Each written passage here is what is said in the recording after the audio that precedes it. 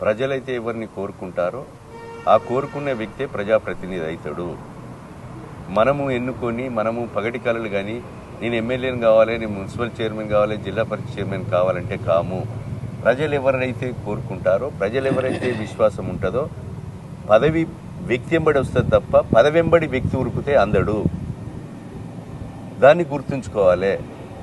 నేను ప్రజలకు సేవకుడిగా పనిచేసిన పదవి నా వెంట ఉరికి వచ్చింది, కానీ నేను పదవి వెంట ఉరకలే. నన్ను నమ్ముకున్న పార్టీలు నాకు మోసం చేసినా నేను వేరే గుర్తుల మీద స్వతంత్ర అభ్యర్థిగా కూడా పోరాడినా. ప్రజలు నాకు విశ్వసించి సుమారు 60,000 ఓట్లను 14-18లో ఇచ్చిండ్రు. వాళ్ళు ఇచ్చిన గౌరవాన్ని సేవకుడిగా పనిచేశా. రేపు అందరినీ కలుపుకుంటాం. ఇంట్లో ఉండి ద్రోహం చేసేటోళ్ళకు కూడా భర్తం పడతాం. నమ్మకంగా పనిచేసేటోళ్లకు, ప్రజలు కోరుకున్న వ్యక్తులకు ప్రజలు ఏదైతే కోరుకుంటారో దాన్నే మేము గౌరవించి పాటిస్తాం.